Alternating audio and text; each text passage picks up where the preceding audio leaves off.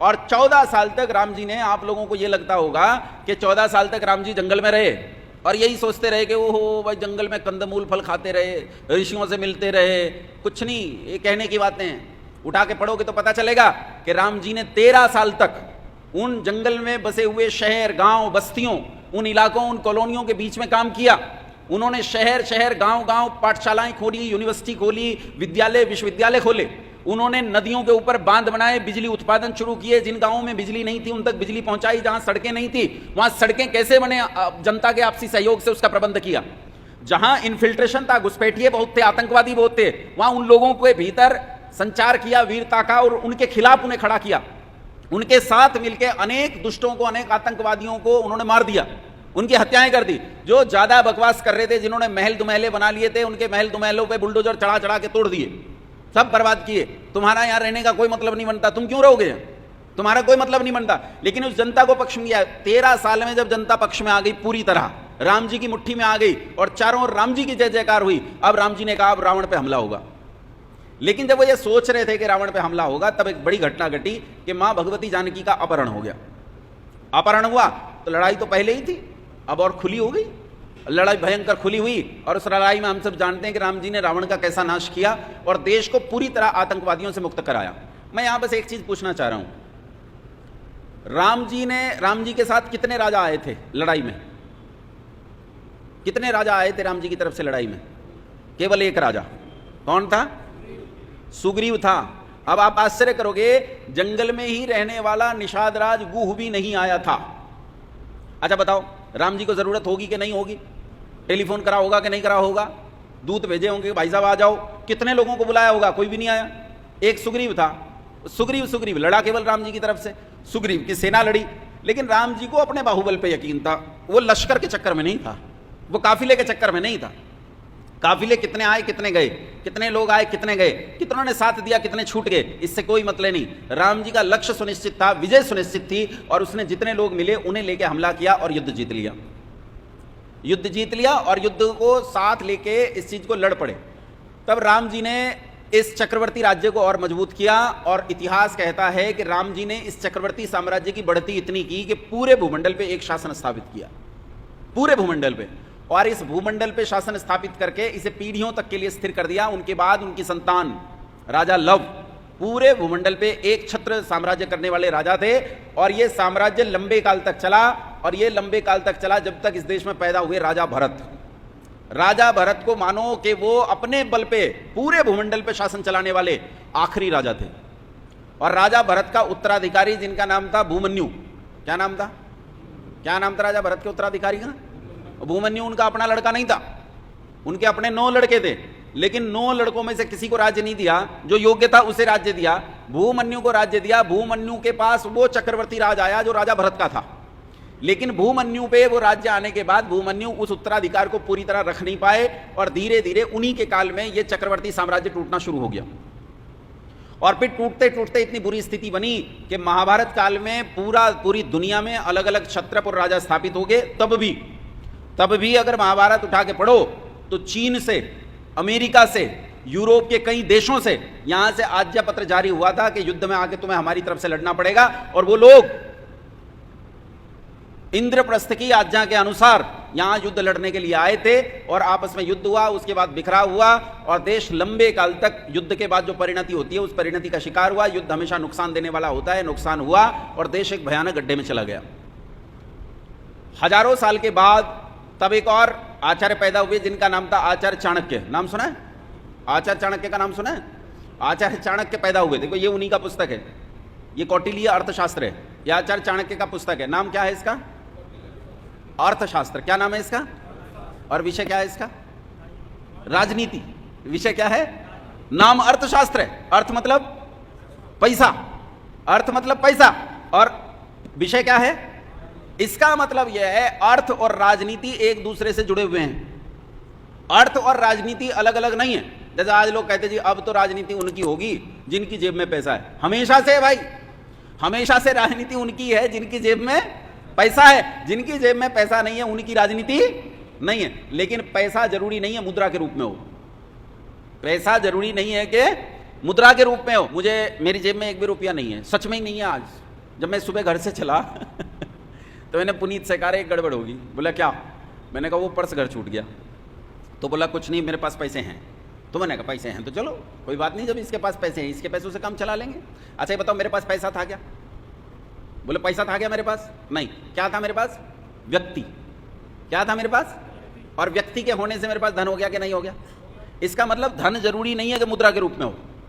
धन व्यक्ति के रूप में हो सकता है, संपत्ति के रूप में हो सकता है, जन के रूप में हो सकता है, लोकप्रियता के रूप में हो सकता है। धन धन के इतने रूप हो सकते हैं जिन्हें तुम गिन नहीं सकते। धन के बहुत रूप हो सकते हैं। कई बार रुपया होने के बावजूद भी आपके काम नहीं आएगा। रुपया जेब में रखा रह जाएगा और किसी काम नहीं आएगा, ऐसा भी है। पिछले दिनों लोगों को कोरोना हो गया, करोड़ों रुपए थे लोगों की जेब में, काम आए? काम आए? रखे रह गए तिजोरी में, किसी काम नहीं आए। उन्होंने कहा भी डॉक्टर से भाई सारे ले ले, लेकिन हमें छोड़ दे, नहीं चला काम। रुपया किसी भी रूप में हो सकता है। रुपये के हजारों रूप हैं। अब एक बात बताओ, तुम लोग यहां 70 लोग बैठे हो और मुझे अचानक 700 रुपए की जरूरत पड़े, मेरी जेब में एक भी पैसा नहीं है, और ये सारे 70 लोग मेरे हों जो मुझ में पूरी श्रद्धा रखते हैं, पूरी आस्था रखते हैं, तो ये बताओ मेरे लिए 700 रुपए प्राप्त करना बड़ी बात है क्या? बोलो है क्या? पैसा तो नहीं है मेरे पास। मेरे पास क्या है? जन है। क्या है मेरे पास? और जिसके पास जन है उसके पास धन है। धन है, जन है तो धन है, जन नहीं है तो धन भी नहीं है। जिसके पास जन नहीं है उसके पास धन नहीं हो सकता। एक दुकानदार है, दुकान भरी पूरी है, लेकिन ग्राहक एक भी नहीं है, बताओ पैसा आ जाएगा क्या? है? बड़ी चीज है कि उसके पास व्यक्ति होने चाहिए। व्यक्ति होंगे तो सब कुछ हो जाएगा, और व्यक्ति नहीं होंगे तो कुछ भी नहीं होगा।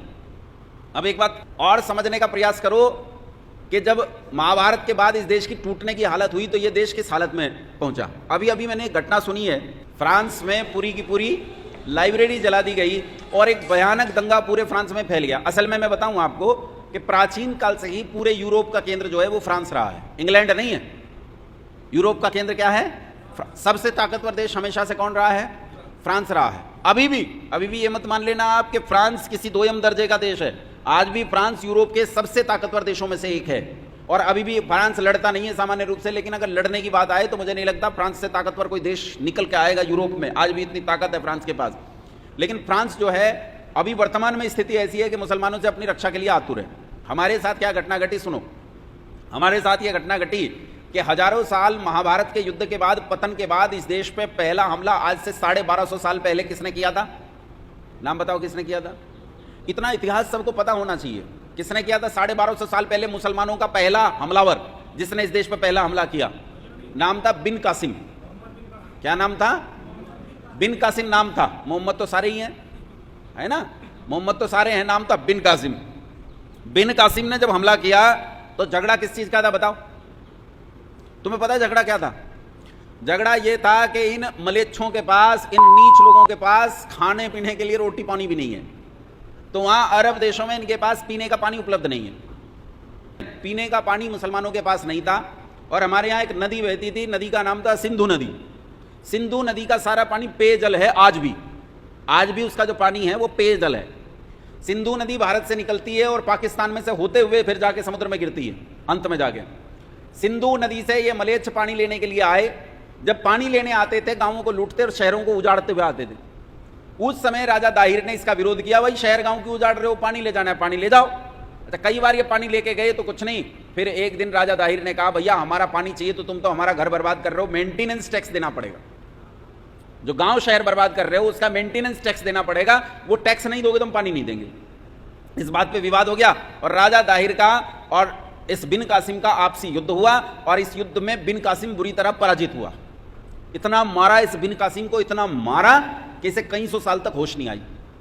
लेकिन जब कहीं झगड़ा हो जाए, अच्छा एक बात बताओ, सोच के देखो, हम यहां 70 लोग बैठे, मान लो ये भवन हमारा हो, बाहर से 10 आदमी आ गए और 10 आदमी हमारे साथ भिड़े, चाहे हम उन्हें लाख मारे पीटे, लेकिन उन्होंने दावा प्रस्तुत किया भाई यार समाज तो हमारा है, और हम कह रहे हैं हमारा है। पंचायत बैठ गई, तो पंचायत में ऐसी पंचायतें होती हैं जो ये कहें अरे भैया झगड़ा निपटा लो, चलो सारा आर्य समाज तुम ही 70 लोग रख लो, इन्हें एक कमरा दे दो। होता है कि नहीं पंचायतों में? होता है कि नहीं? इस पिटे हुए बिन कासिम को किसी तरह सिंध के एक छोटे से इलाके पे कब्जा मिल गया। पाकिस्तान में 3 इलाके हैं, एक बलूचिस्तान, एक सिंध और एक पंजाब। तो जो सिंध था उस सिंध के छोटे से इलाके पे इस नीच को कब्जा मिल गया, और 250 साल इसे होश नहीं आई, इसे इतना मारा। 250 साल के बाद इसने दोबारा हमला किया बिन कासिम ने, और अच्छा, तुम्हें लग रहा होगा 250 साल के बाद कोई कैसे हमला कर सकता है, बूढ़ा हो गया होगा, है ना? तुम्हें लगता है बूढ़ा क्या, 250 साल तो कोई जी नहीं सकता। बिन कासिम कोई आदमी नहीं था, बिन कासिम कोई आदमी है ही नहीं। बिन कासिम एक विचारधारा है, एक विचारधारा जिसका मकसद है दारुल हरब को दारुल इस्लाम में तब्दील करना। वो हमला बिन कासिम ने नहीं किया था, इसलिए मैंने पूरा नाम नहीं लिया था। वो हमला बिन कासिम ने नहीं किया था, वो हमला किया था मोहम्मद ने। किसने किया था वो हमला? मोहम्मद ने। और दोबारा जब हमला किया तो उसका नाम गोरी था, लेकिन वो भी मोहम्मद था। गजनवी था, लेकिन वो भी मोहम्मद था। बाबर था, वो भी मोहम्मद था। और यहां तक आ जाओ, ये ओवैसी तक, ये सारे के सारे मोहम्मद हैं। वही 1450 साल पहला मोहम्मद, वही इस देश पे बार बार हमले कर रहा है, आज भी वही हमले कर रहा है। इनमें से हर एक मोहम्मद है। और अगर तुम ध्यान से देखो तो नाम के पहले क्या लिखते हैं, ये बोलो क्या लिखते हैं? क्या परिचायक है? इस मोहम्मद शब्द का अर्थ क्या है? इस मोहम्मद शब्द का अर्थ है कि मैं मोहम्मद हूं, मैं वही मोहम्मद हूं 1450 साल पुराने वाला, और मैं आज भी वही काम कर रहा हूं, दारुल हरब को दारुल इस्लाम में तब्दील करना, यह मेरा काम है। उसके बाद इन्होंने इस देश पे कब्जे किए, हमले किए, गांव के गांव उजाड़े हैं, शहर के शहर बर्बाद किए हैं, आग लगाई है, खेत खलिहान ही जलाए, लोगों की नस्लें और फसलें जला दी, नन्हे नन्हे बालकों के टुकड़े किए हैं, टुकड़े। बालक को यूं हवा में उछालते थे, तलवार लेके यूं हवा में गिरते हुए बालक को काट देते। बालक को, ये चित्र मौजूद हैं, इनके आज भी भित्ति चित्र मौजूद हैं, पुराने कलाकारों द्वारा बनाए गए चित्र मौजूद हैं। बालक को यूं हवा में उछाला और भाले के नोक पे ले लिया, ऊपर भाले पे बालक फंसा और नीचे से निकल गया। कूड़े के ढेर 1946 में नोआ खाली में पार्टीशन में जब लड़ाई हुई, तो उस पार्टीशन की लड़ाई में इतने बड़े बड़े, जितना ये कमरा है, इतने बड़े बड़े कूड़े के ढेर के चित्र मिलेंगे तुम्हें, विकिपीडिया पे पढ़े हैं, चित्र मिलेंगे। तुम सोचोगे कूड़े के ढेर हैं, पर उन्हें ध्यान से देखोगे तो वो स्त्रियों के स्तन के ढेर हैं, स्त्रियों के, औरतों की छाती काट दी गई। 14 साल की बच्चियों से लेके 70-80 साल तक की स्त्रियों के स्तन काट दिए तलवारों से और उनके ढेर लगा दिए। ये वो मलेच्छ हैं जिनके भीतर दया, ममता, इन चीजों की तो बात छोड़ दो, मानवता नाम की कोई जगह नहीं है। इन्होंने पूरे देश को जला दिया। इस देश में 53 यूनिवर्सिटीज थी, उन 53 यूनिवर्सिटीज को इन्होंने बर्बाद किया। सुरभि, वैशाली, तक्षशिला, नालंदा, विक्रमशिला, उदयंतपुरी, कितनी यूनिवर्सिटी गिनवाऊं? 53 यूनिवर्सिटीज को इन लोगों ने बर्बाद कर दिया। इस देश में ये 53 यूनिवर्सिटी इतनी बड़ी बड़ी यूनिवर्सिटी थी कि पूरी दुनिया के छात्र इन यूनिवर्सिटीज में पढ़ने आते थे। सारी यूनिवर्सिटीज को बर्बाद कर दिया और उसके बाद इन्होंने इस देश पे कब्जे कर लिए, इस देश को गुलाम बना लिया। तुम लोगों ने नक्शा नहीं देखा है, तुम लोगों ने नक्शा नहीं देखा, आज भी इन लोगों ने नक्शा बना रखा है। अच्छा ये बताओ, तुम लोगों ने अखंड भारत का नक्शा देखा? देखा?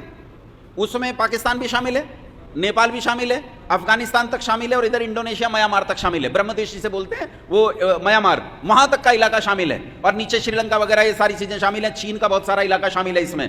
लेकिन एक और नक्शा है, एक और नक्शा है जो आज भी इस देश में इस्लामिक पिशाच आज भी इस देश में उस नक्शे को जाहिर करते हैं। उसमें इन इलाकों के नाम इस्तान करके लिखे हुए, जैसे पाकिस्तान है, ऐसे इन्होंने मलपिस्तान और पता नहीं कितनी तरह के नाम पूरे देश के नक्शे पे लिख रखे हैं, और वो नक्शा खूब प्रचलित है, प्रसारित है, तुम लोगों तक नहीं पहुंचा। केवल देखा है क्या?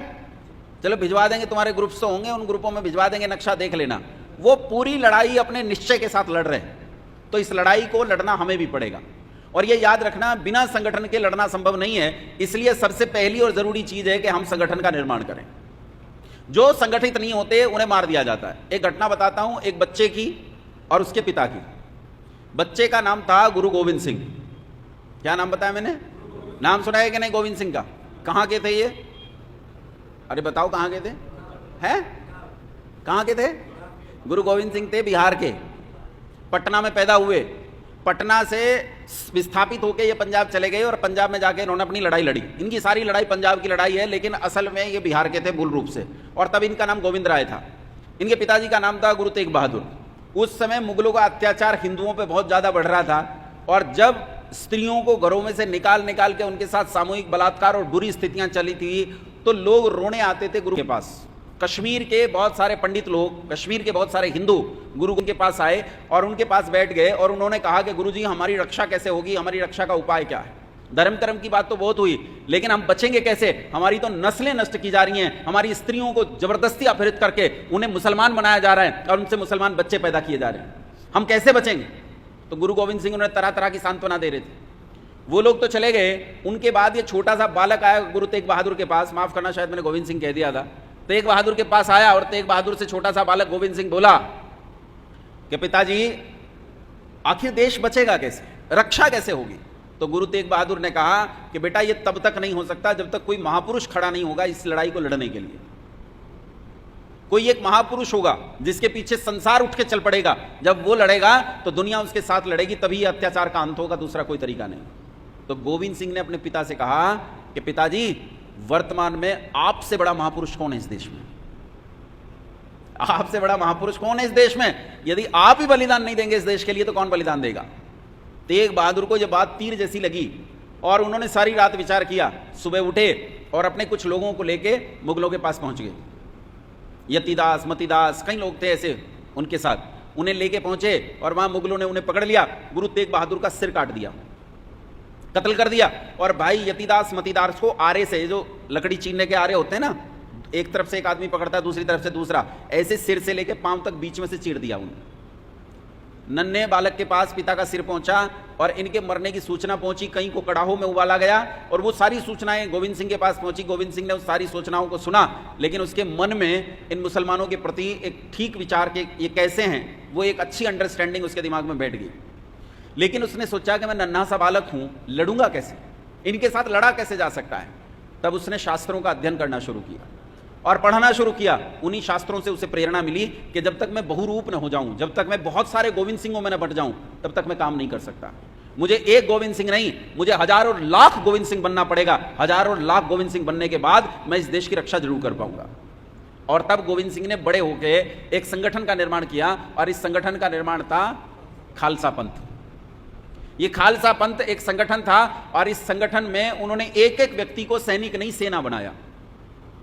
तू सैनिक नहीं है, क्या है तू सेना है, तुझे लड़ना है। और ये जितने मान लो 500 लोग खड़े हैं तो एक एक को ये बात समझा दी, ये 499 निकम्मे हैं, इनमें से एक भी तेरा साथ नहीं देगा, लेकिन तुझे अकेले लड़ाई लड़नी है और तुझे अकेले इस लड़ाई को लड़के जीतना है। उसने कहा गुरुजी आप तो मेरे साथ हो, तो गुरुजी कैंसिल, आज के बाद कोई गुरुजी नहीं होगा, क्योंकि दुनिया गुरु का आसरा लेगी, दुनिया अपने से बड़े का आसरा लेगी। इसलिए उन्होंने कहा आज के बाद कोई गुरुजी नहीं होगा। अगर तुम्हें किसी चीज को प्रमाण मानना है तो शास्त्र को प्रमाण मानना, शास्त्र के अलावा किसी का आसरा लेने की जरूरत नहीं है। शास्त्र ही तुम्हारी रक्षा करेगा। तुम्हारे जीवन में आज के बाद दो चीजें होंगी, एक शास्त्र और एक शस्त्र। जो शास्त्र और शस्त्र दोनों में से एक को भी छोड़ दे वो कभी सैनिक नहीं हो सकता। तब गुरु गोविंद सिंह ने इन लोगों को एक सेना के रूप में तैयार किया और गुरु गोविंद सिंह की सेना इतनी खतरनाक थी कि छोटी सी सेना ने मुगलों की नस्लें नष्ट कर दी, उनकी यह हालत की कि मुगलों को अपना जीवन बचाना मुश्किल हो गया।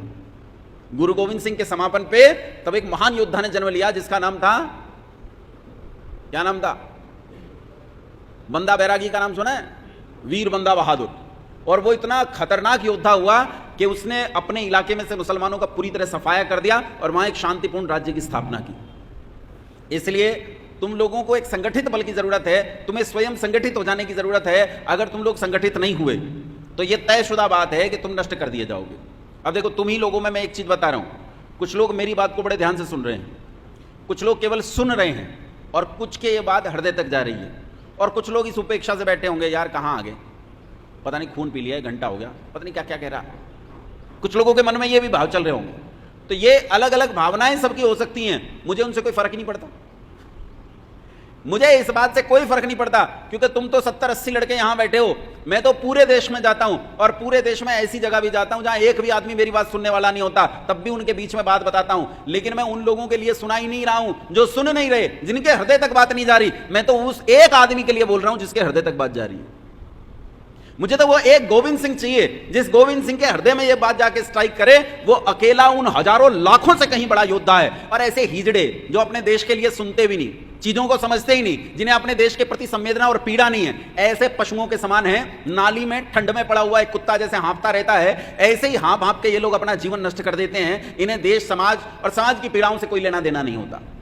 मनुष्य वही है, तुमने एक कहानी सुनी होगी, एक कविता सुनी होगी कि मनुष्य वही है जो आप ही नहीं चरता बल्कि सारे समाज के लिए काम करता है। उसका अपना जीवन सारी समष्टि के लिए है, केवल अपने लिए नहीं है। अपने लिए जीना तो बिल्कुल पशु के जैसा जीवन है। जैसे कुत्ता है ना, जब कुत्ता बच्चे पैदा कर देता है तो जो कुतिया होती है बच्चे पैदा कर दे, टुकड़े फेंक दिए जाएं तो वो अपने बच्चों पे ही हमला कर दे अगर उसका भोजन कोई खाने लगे। ये पशु प्रवृत्ति है। यही पशु प्रवृत्ति है कि आप ही चरें, वही मनुष्य है कि जो मनुष्य के लिए मरे। जो मनुष्य के लिए मरे वही मनुष्य है, नहीं तो तुम्हें मनुष्यता ही नहीं। इसलिए तुम लोगों को इस बात के लिए तैयार होना होगा कि तुम इस प्रशिक्षण के लिए तैयार हो जो आने वाले समय में प्रशिक्षण होने वाला है। जो प्रशिक्षण होगा वो एक दिन का नहीं होगा, वो ज्यादा का होगा। ये परिचायक प्रशिक्षण कक्षा है और इस परिचायक प्रशिक्षण कक्षा में तुम लोगों को केवल ये बताने के लिए कक्षा है कि प्रशिक्षण क्यों जरूरी है, किस लिए जरूरी है। याद रखना, अकेला व्यक्ति कभी कुछ नहीं कर सकता। और जो लोग इस समाज में चल रहे नियमों की उपेक्षा करते हो वो लोग कभी सफल नहीं हो सकते। अरे वो इस क्षेत्र में क्या सफल होंगे, वो अपने जीवन में भी सफल नहीं हो सकते। उनके अपने परिवार भी हो के बिखर जाएंगे, वो कुछ नहीं कर सकते। और जो अपने परिवार तक की रक्षा नहीं कर सकता उसे मनुष्यों में क्या गिना जाएगा।